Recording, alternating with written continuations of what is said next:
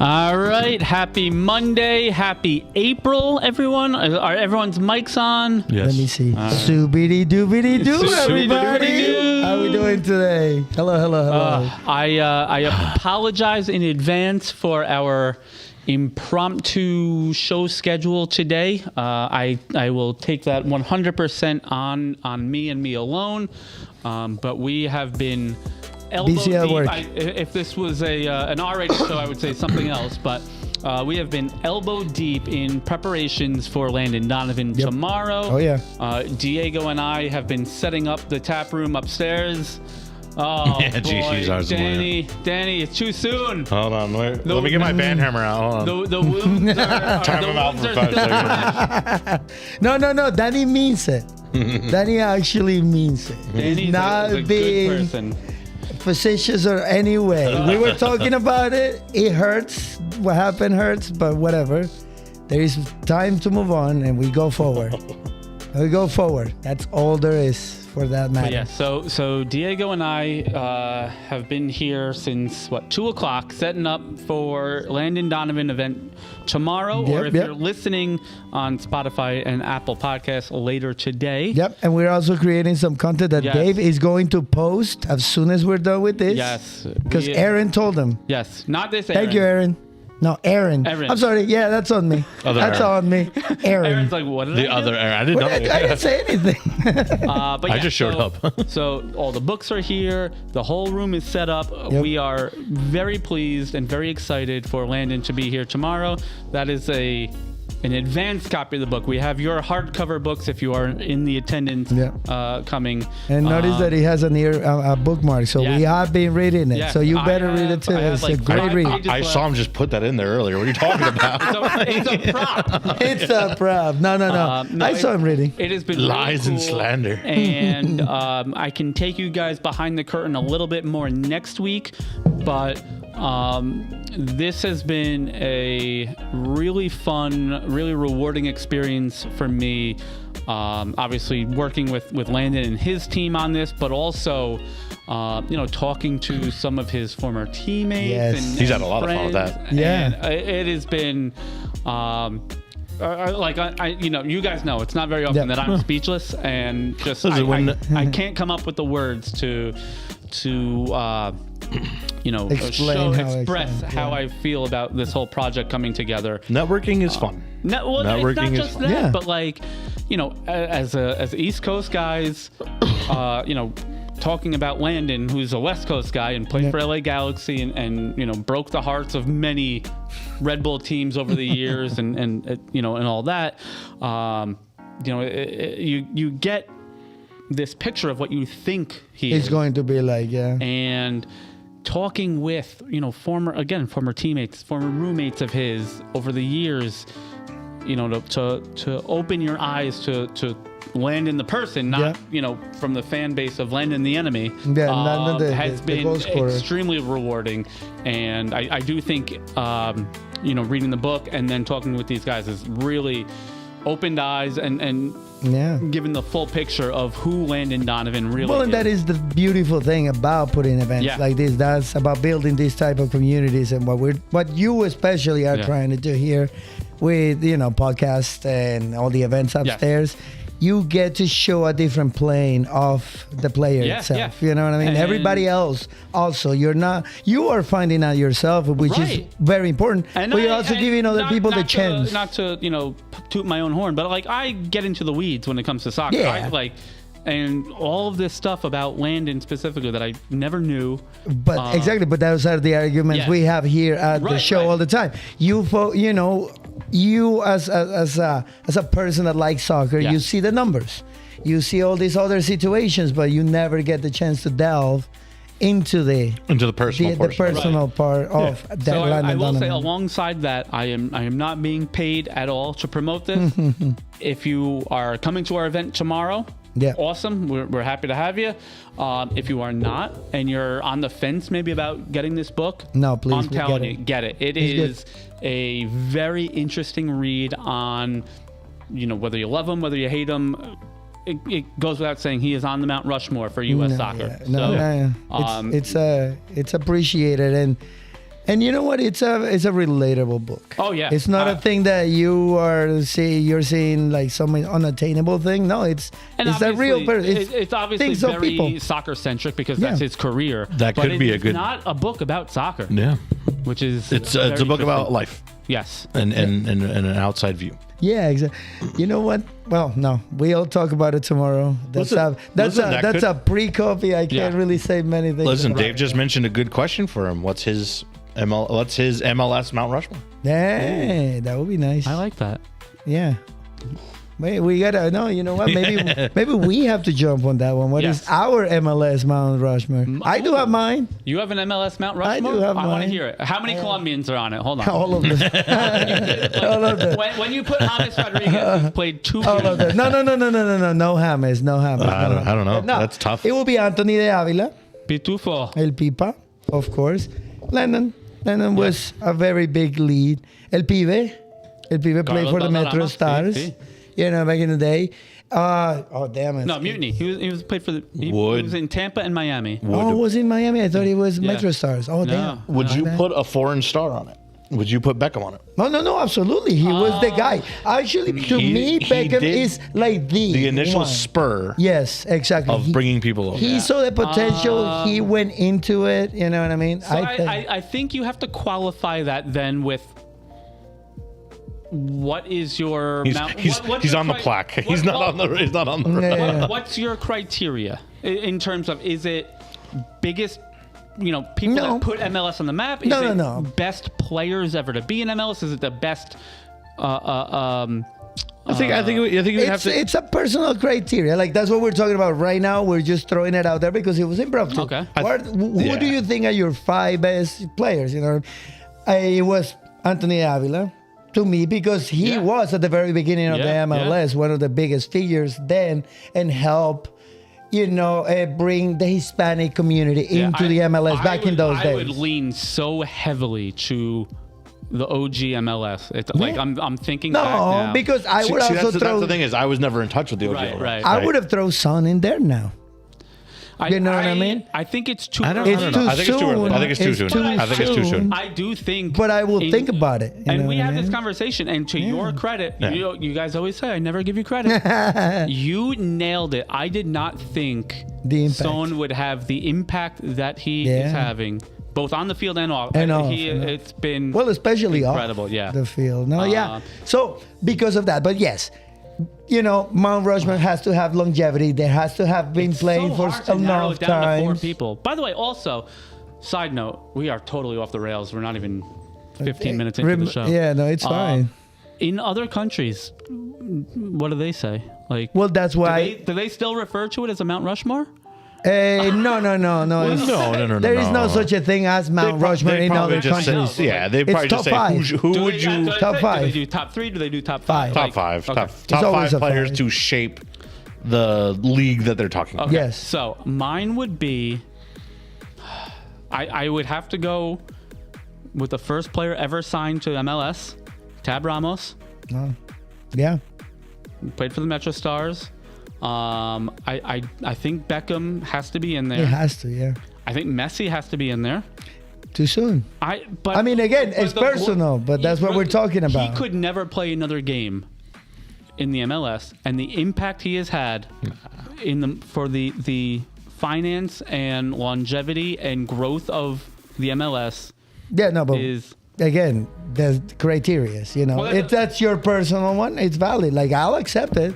You know what I mean? But we talked about, there's got to be a span of time. Yeah. Because it's like you can't put a player into the Hall of Fame that is still playing as a rookie, exactly type deal. Exactly. As a person that's still playing. But now I'm thinking like 6-7 other guys like El Pibe, like Marco Echeverri, like those OG guys when most of the MLS was making 30-40 grand a year. Yeah.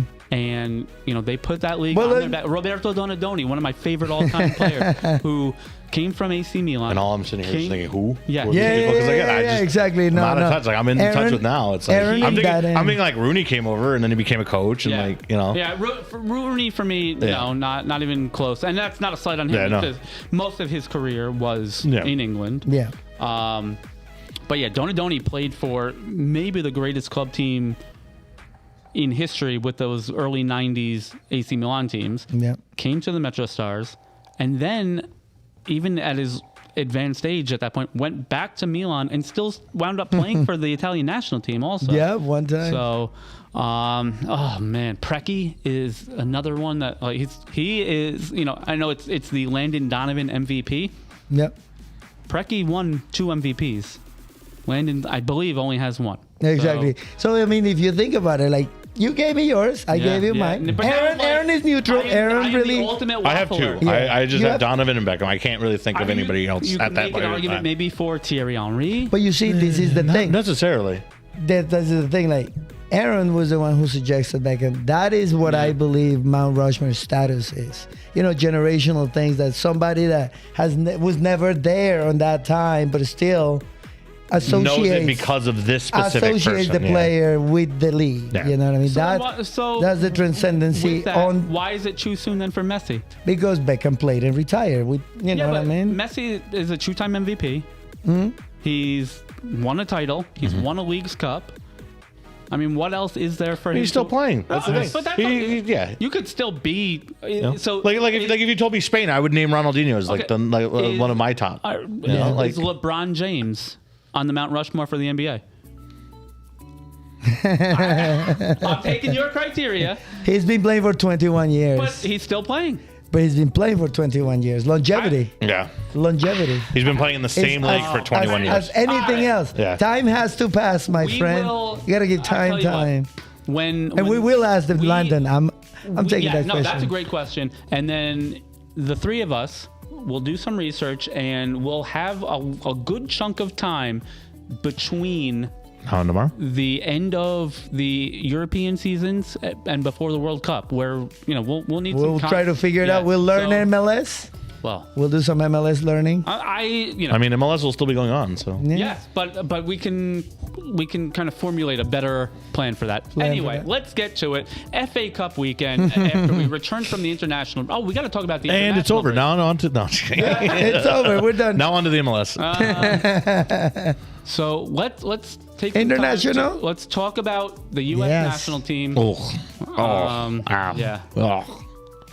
It was tough. So obviously we did talk about the Belgium match a little bit. Yeah.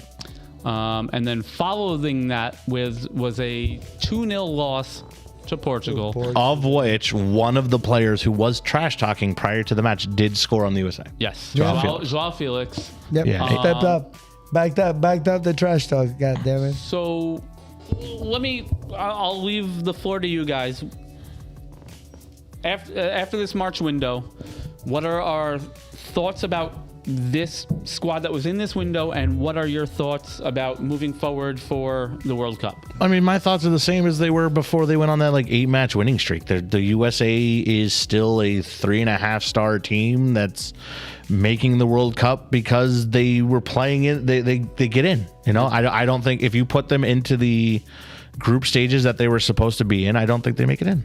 I think they miss out, or they have to have a play-in.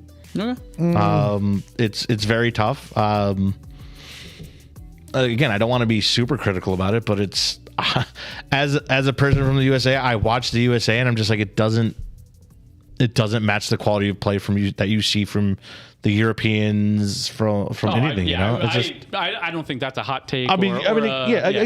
Just watching the Switzerland games and the other games that went happen, there was so much. I mean, again, this is a friendly. Obviously, you're not playing as hard as you are in a World Cup playoff to get in. But it was just the difference in quality between the two of them, to me, was not there. That's 100% true. And the thing is, there is growth. There has been growth in the past decade from USA at the level of its own conference. I mean, you know what I mean? Nowadays, can you really say that though? No, believe me. Because the years where we're bloodied against England, we're going 2-2. That's what I'm saying. Winning 1-0 and actually pulling out the wins. USA has grown. Yeah. Not worldwide, but 10 years ago, USA, like you said, was not directly always qualifying. It always had to do the playoffs or fight it out with Honduras or El Salvador or some other, the fourth team in USA were always there. Yeah. Canada was... Well, I mean, On the they same were boat. again. They it were was lucky. a Mexico league. It was a Mexico conference. Well, again, they're lucky that Mexico's struggling now. You know, it's like It's not that they're struggling. It's actually that the other two teams have grown. That's what I'm saying. right. Like I don't know, America yeah, maybe. and USA and Canada leveled up. okay. Not leveled up enough to be relevant on the world stage yet. Yeah, I feel like it's That still is the out of reality. reach. It's Like still out of it's reach. still out of reach. 100%. That is not like Dave said. It's not a super hot take. It is the truth. They are not at the level. They have a couple of decades, I want to say, before they actually can compete man to man with the leagues or the actual national teams.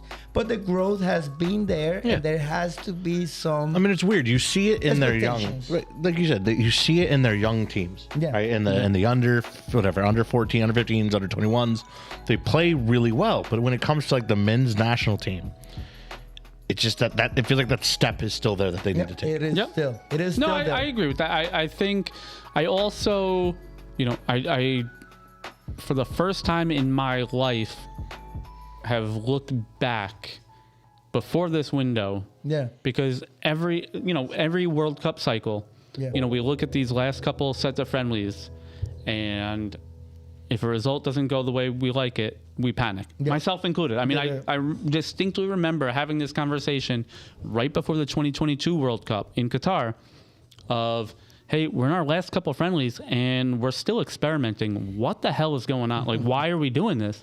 And then, obviously, the World Cup in general is a crapshoot. I mean, you can play out of your mind and advance. You can be the best team in the world and just lay an egg, and it happens. But we were all super worried before Qatar, and we did well. We made it out of the group. Exactly. We didn't play great, but again, that Dutch team was incredible. Yeah, I mean, so every time somebody talks about the Qatar, I just come back to that Dutch game where it's like, it just felt like we were always playing behind the whole game, and it's just like, I actually. But it was yes, and I don't have the countryside. I don't have the whole I am American to make it hurt more. I can maybe be a little objective about it. Well, I think they play well. Like they said, everybody was panicking. They surpassed expectations. Yeah. They did. They just found themselves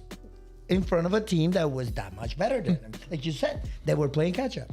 Well, also don't forget your and- expectations aren't there because USA's not there. Right. The amount what soccer means to the people in the USA is not what it means to people in other people countries. in Netherlands and because of that, yeah. our expectations still aren't super high. No, but they're higher than they used to be. Like we talked about the whole. That's because of that is because it's growing, right? That is because the popularity is growing. Therefore, there are more people that are expected to watch this World Cup that are Americans than before. 100%. Especially with it being here. I mean, it's just one of those things that's like, I don't know. I can't. Yeah. No, I'm with you. Yeah. No. Red Black, long time no see. I agree. Hey. Welcome back. Guten Tag. I have one question for you, Red Black. Can Dortmund just have a regular result?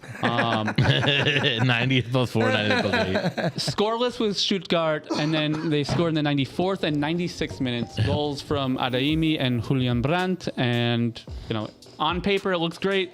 3 shots on target, 35% possession.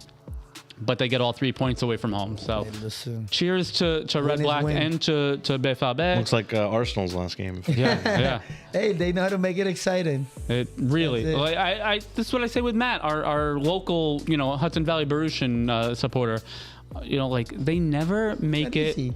textbook, easy, grind out win. It's always come back always or this. win at the last minute. I love it. I guess the only difference on that one is at least they didn't fall behind first. Yes, exactly. That's what I was saying. They either come back or win at the very But last second. at any rate, Red Black, thank you so much for popping back in. It has been a while. Glad to see you back, and happy April to you. All right, let's get into the FA Cup quarterfinals. I guess we'll go chronologically because a lot of these matches are surprising, but for different reasons.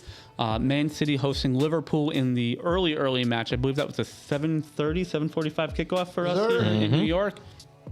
It actually was close for about 25 minutes, I would say, 30 minutes. to a point where, honestly, it looked like Liverpool maybe had the run of play going in their direction. And then comes Erling Haaland and Antoine Semenyo. A hat trick from Haaland, and the fourth goal was from Semenyo for the 4-0 final. All right, so Red Black says there's a word in the internet, probably from the Arab community, haram ball / terror ball, but we scored 2 somehow. Don't want to interrupt. Lovely greeting, guys. We'll keep in touch. Thank you, Red Black. Thank we you. always appreciate you.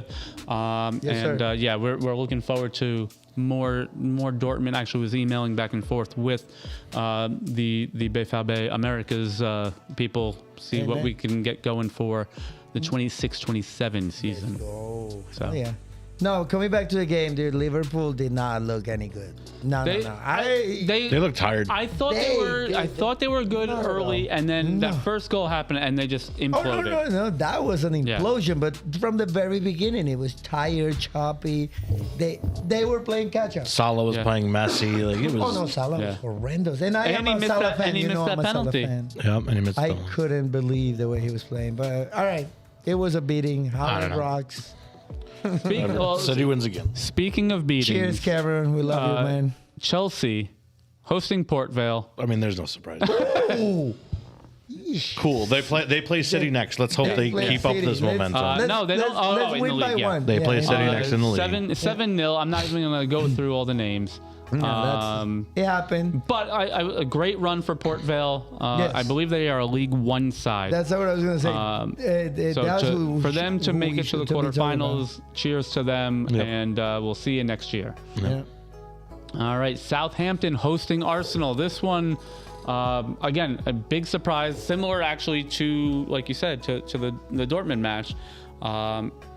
Less shots on target, less shots by a long slide. 24 shots for Arsenal compared to Southampton's Yeah, that was 7.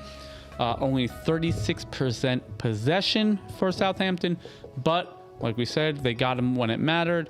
A 35th minute goal from Ross Stewart, pegged back by Victor Gyökeres in the 68th minute. And then Shea Charles in the 85th minute. Oh, there was an offside in that Shea Charles goal, but it is what it is. Listen, Arsenal's playing with third stringers. They've got 3 guys in shirts that shouldn't fucking be there. It happens, you know. Yeah. Jesus should not be playing anymore. Ben White in the back right should not. Yeah. You've got multiple injuries that were to the guys. I think they were just looking to get out of this cup unscathed, trying to scratch out a win. But it is what it is. Again, it just sucks to see 24 shots, 9 on goal, and nothing. Oh, yeah. Kepa shouldn't be in goal. He's not going to be in goal anymore now that he's done. Yeah. So we'll just see where they go from here. No, exactly. You're absolutely right in the whole thing. Yep. And you know what? That puts They went from 4 perspective. trophies and 2 weeks ago to 2 trophies Well, available now, And and we've it's just talked about that. You know, knockout competitions. This is the luck of the draw, so to speak. I Whether think it's they're focusing on the cup, on the league. The And that's other what it issue is like I you think got that's the stress of priority. the social media, you got the stress of all the pundits, you got the stress of all the fans. Like again, Arteta spent the entire that night signing out autographs to the people that came out to Southampton, and you had the entire Southampton supporters calling them bottlers in the background for all 1 to 2 The whole hours. that he was time, there. yeah. And it's like Little hate. shut up, just shut up, We're stop. great. Like you guys have been talking about it since the beginning of the season. They've lost 5 games now total. Yeah. In the entire season, they played 50 something games. Yep. No. You know, like I don't know. We'll see what happens against Bournemouth this weekend. We'll see what happens against Sporting tomorrow. I don't know.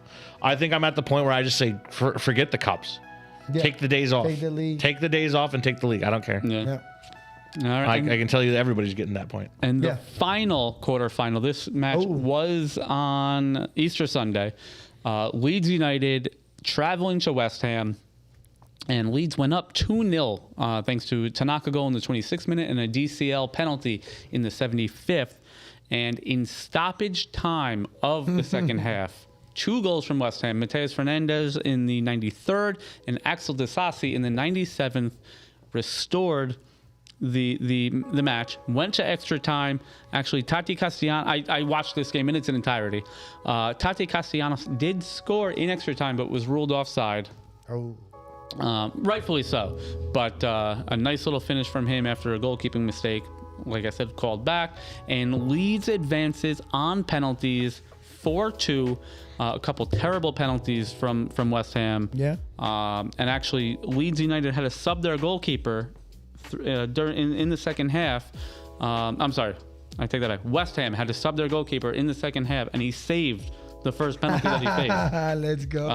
Areola was forced off with an injury, so it was I believe this was his first match with the first team. Oh wow! So it was his moment for the West Ham goalkeeper. Let me good. check. Good for him. That's Yeah, awesome. Areola came off for I don't know which one of these. I think it was. Is it him? Finlay Herrick? Yeah. So he looks like a baby. 20 years old. Got thrown into the goal and did well. Delivered. Yeah. But not enough. And Leeds will move on. Leeds will play Chelsea, if I have that right. Yeah, and City plays. And City plays Southampton. My So God. those semifinals, I believe, are the weekend of the Hey, 20. Southampton got a result against Man City. Yeah, I believe they're earlier the in the season, didn't 24th they? and the 25th. Let me see. Oh, this is scores. I want fixtures. Yeah, 20. So the weekend of the 25th, Man City is. Or did we figure out? Are these matches at Wembley? Are they neutral site? I think they're at Wembley, yes. So Man City is the designated home team against Southampton, and Chelsea is the designated home team against Leeds. And the days and times specifically will be out shortly. And obviously this is going to throw another wrench in a lot of teams' plans for future fixtures. I believe, I just know, for instance, Bournemouth is due to play Leeds, I believe, that weekend. So a lot of more fixtures need to be moved, and we'll see how that all shakes out. So that will do it for our week abroad. Let's take a quick little break, and I'm going to have a sip of water, and we will be back for 100 miles to home, guys. Stay tuned. Whew.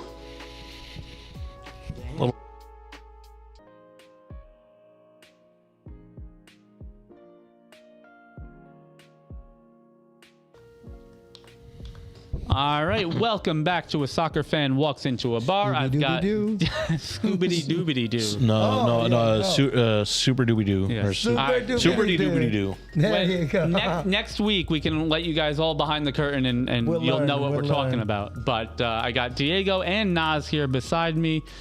We are back 100 miles to home. Hey. Our coverage of Close. professional soccer here locally. Due to our schedule and the event tomorrow, we are going to take an abbreviated look at the local soccer. I do want to point out that New York Cosmos have won 2 games now on the trot. Yeah, Nice. Buffalo Wild Wings was showing their game. The Yeah. other night, yeah. Oh, no way. So Nice. let's go out and mention it. They beat Fort Wayne 2-0, and then they beat who were they playing? Was it Charlotte? Charlotte or think so. Louisville? I can't remember. a good way to They turn won it around. 3-2 on a hat trick of penalties. The third of which they were a man down for. Oh. So 10-man Cosmos Nice. got the win at That's a Pinchcliffe Stadium. great So yeah, it moral was victory, though. Yeah. You know, it's always tough for these expansion sides. Oh, yeah. So to see them come out. Ooh, can we start with Pear's favorite team, Philadelphia? They Yes. lost again. I mean, they are slightly over 100 miles They're away. slightly over 100. No, it still counts. Pear makes it 100. But just to give Pear shit, yes, we can mention it.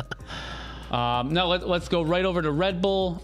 They were home against FC Cincinnati won. and a 4-2 victory. This is the, like we talk about week in, week out, the highs and lows of a young team coached by Michael Bradley.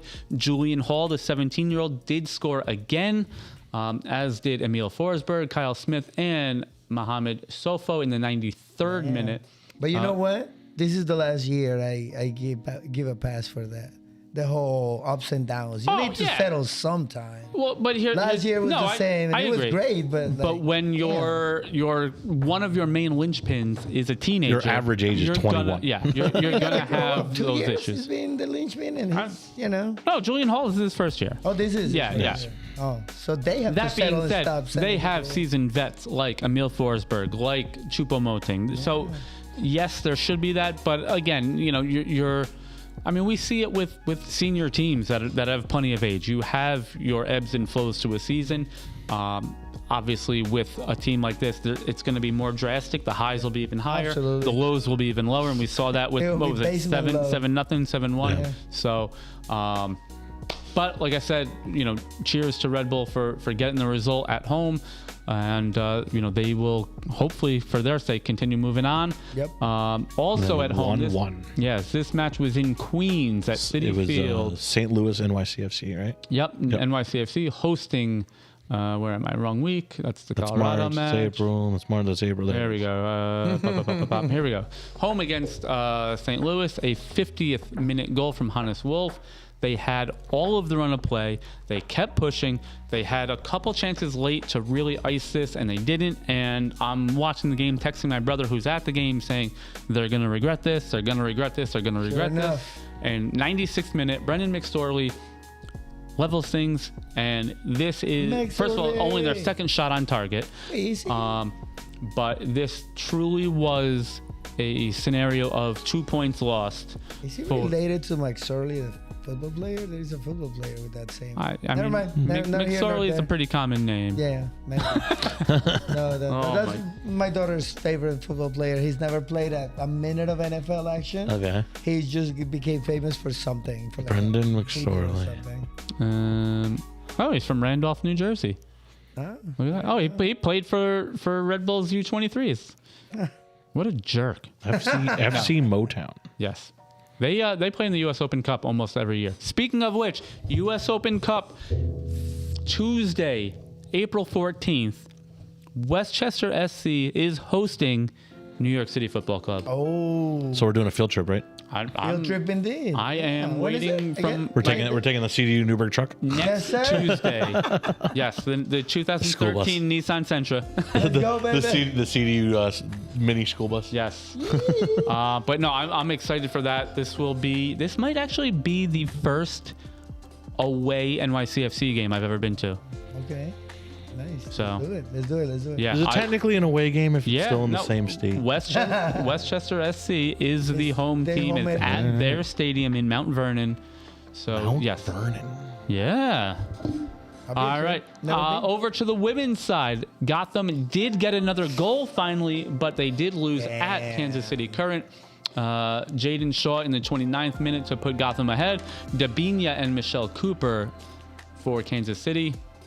And the struggles for reigning champions Gotham continue. They are currently 13th in the 16-team league, behind expansion team Denver. No, to be honest, it's just how many points? Yeah, I mean, two. I don't know what is more glaring for me in this. We're 2 wins, 5 matches, and only 2 goals scored. I think for me that's the big one. The goals. Defensively, they've done great. They've only conceded 4, which is good for second best. Yeah. Denver and San Diego have only conceded 3, and then Gotham, along with Seattle, Angel City, and Orlando and Washington, are on 4 again. So defensively, it's not their problem. They just can't get it done on the attack. Yep. Aaron just yawned and it made me yawn. You're fired. Not a great start for them. Let's head into 100, not 100 miles to home. Man, what a day this has been. What's on tap? So what's on tap is our look forward to all the matches coming up this week. And first and foremost, yes, Landon Donovan is on tap. But just before that, we have Champions League. So we will have one of these games on in the tap room on Tuesday. Yes. But since it's a ticketed event, only those customers and that audience will be able to see. But we will have Real Madrid hosting Bayern Munich tomorrow at 3 p.m. All these matches are Eastern Standard Time or Daylight Time, whatever, New York time. I do that every week. Right there. That will be a banger. Alongside Sporting Lisbon against Arsenal as well, but the star power between Madrid and Munich is just, you can't match that. Those teams are dedicated for those cups. All right. Especially. And also, by the way, Tuesday night, we have Nashville Soccer Club hosting Club America which should be good. And then at 10, the late kickoff, LAFC Cruz Azul, Los Cruzados, back at it in Los Angeles. Oh boy, they're having a hard time in Mexico right now. Yeah. Oh my God, they're going through a lot of things. All right. Then we go Wednesday, PSG, Liverpool, and Barcelona Atletico Madrid. This will be the second consecutive match pitting Barca and Atleti. And then they'll have a La Liga match not against one another. And then again, the return leg. So 3 out of 4 matches for these two teams. Crazy. Barcelona versus Atleti. We said it before with Chelsea and Man City, but this is even more truncated. Newcastle, Man City. Yeah, what did I say? Liverpool? Chelsea. Then in the evening, so we will have Barca Atleti, I believe, on in the tap room. Stay tuned for our Instagram post to see which one we'll have. Then Tigres hosting Seattle Sounders, as well as Toluca hosting LA Galaxy. So at 11 p.m. Yeah, I mean, it's West Coast and the Liga MX and the Mexican team always does these late kickoffs. They do. They start at like 9 o'clock. I was going to say the early kickoff is 9 o'clock. Yeah. You got to get that siesta. But a lot of matchups do. of MLS versus Liga MX, so it will be good watching for both markets. And this is kind of what both leagues have always geared up for is pitting the two leagues against one another. So absolutely, that's actually their what is it, cash cow? Yeah. Oh yeah. Is that what you're saying? Yeah. All right. Let's see. We have on Saturday morning now an early kickoff. Aaron's Arsenal against my AFC Bournemouth, 7:30 a.m. We will be here. Then following that, we have our Seagulls on Hudson, Brighton and Hove Albion traveling to Burnley, 10 a.m. What else do we have on this one? Liverpool Fulham at 12:30. We have a Barcelona derby, Barcelona versus Espanyol at 12:30 as well. Oh, and Borussia Dortmund hosting Bayer Leverkusen at 9:30. So we are all over it. And then 7:30 p.m. we have an NYCFC away match at Vancouver. So the TVs will be flowing with matches all over the place. Plus, in a non-soccer related note, but let it be duly noted, the final of the basketball, the NCAA tournament will be on as well. We'll have to finagle it in between soccer matches, either Saturday or Friday or Saturday. I thought it was like... I thought it was tomorrow. Yeah. Well, if it is tomorrow, because the women's was yesterday. I watched it a little bit. That's tonight. So never mind. Yeah. Wow. It's done. Come on, Diego. We go watch right now. No, I think I actually think I misread the date because I thought it was Saturday. Let's go, Michigan. Let's go. So sorry, I just hate UConn. Red Bulls travel to Inter Miami, so that should be an interesting one as well. My Milan plays Udinese on Saturday as well, but let's roll into Sunday now. Also, what do we have for Sunday? We have Chelsea, Man City, 11:30.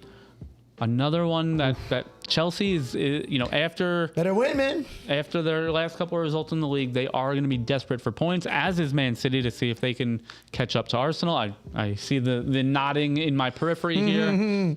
No points for Man City. I will be a Chelsea fan on Sunday. And you know what? A sneaky important game is Nottingham Forest hosting Aston Villa. How about Sunderland versus Tottenham? Listen, Sunderland wins and West Ham wins. So the Tottenham's in relegation. That 9 o'clock time slot could wreak havoc. Yes, sir. It's going to be so much fun. Also Sunday afternoon, Como hosting Internazionale, Inter Milan. Como obviously is the up-and-coming squad in Serie A against Inter, who did win on the weekend. They are running away with the league. If you guys haven't caught the highlights of that match, try to look it up. Inter's game against Roma. Hakan Çalhanoğlu, I believe he's Turkish. He's bounced back and forth between Germany and Italy. He played for AC Milan. Actually, oddly enough, his last year with AC Milan, Inter won the title. He left to go to Inter, and that next year AC Milan had a little won the title. moment. So nothing against him as a person, just the fact that he went directly from Milan to Inter. I don't like him, but if he wants to come on the show and plead his case, we're more than happy to have. But yeah, so Inter traveling to Como should be a tough one for them, and we'll see. So anyone one for the road? What do we got? No, I want to thank everybody who bought tickets and it's ready for tomorrow. Thank you very, very much. It's a great help for us, and it encourages us to do a lot more. If you did get tickets, we want you to come up with questions for Landon for our Q&A session. If you didn't buy tickets, but you still want a question, feel free to reach out to us. You can get us on Instagram or email me, dave@cdunewburgh.com, and I'll even give you credit. Or jump in the Discord and ask. Maybe we'll do some Discord chat tomorrow. We can finagle something like that. That will be fun, though. Yes. Yes. Thank you, guys. A lot of moving parts. We'll see if we can get Discord involved as well. But thank you for purchasing. And our the weekly Greek update. We have AEK beating Olympiacos 1-0 at home. Nice. So we ended up we're up 5 points on them, which then puts us with 5 points ahead with 5 games remaining. I think Olympiacos plays away and we play at home in our next match. That I know. Let's see. So AEK. Their next match is yesterday. Yeah, well, we're playing Rayo in the Conference League, and then I'm looking. we're home against PAOK, and then away and home against Panathinaikos. 2 straight games. All right. So there you go. They have the weekend off. Take a weekend off. Yeah. Is the Greek Cup maybe that? Maybe it might be the finals or the semifinals of it. Yep. Oh, by the way, there's is that this weekend or next weekend? There's a Copa del Rey final somewhere as well. Let me look that up because I don't want to miss that if it is this weekend. No, it's next weekend. My apologies. Saturday, April 18th. So we're doing it off the cuff today. So but big ups to AEK Athens. Yes, and apologies again. I apologized in the beginning of the show, but. With all our Landon Donovan events set up, we are not on our A game. Much like Arsenal, we have our third string here, just resting up for the big one. Are you calling me Kappa? Listen, I hope they beat Bournemouth. Ryan? Just beat Bournemouth. For your sake, I hope they do. For my sake, I hope they don't. They just win a game. That's all I need to do. So Bournemouth doesn't need to win. Bournemouth needs to win. We have our eyes on Europe. They don't do it. Yeah, I'd be all right though. How about this? What about a Bournemouth win, but also Man City loses? No. Give me no. The least I'll give you is a Bournemouth draw? With a City loss. Okay. That's the most. That might be okay. Yeah, that might be okay. Man. Because then we go 71-60. This man does not give an inch. No, bro. It's tough, man. I'm on his side of this one, dude. Oh, boy. 44-40. They haven't won a game in 2 games. They haven't won a game in 2 games. Yep. No, they need to win a game. Right. We're going to make 3 losses in a row. I'll cut my hair if they lose 5 games in a row. There you go. How's that?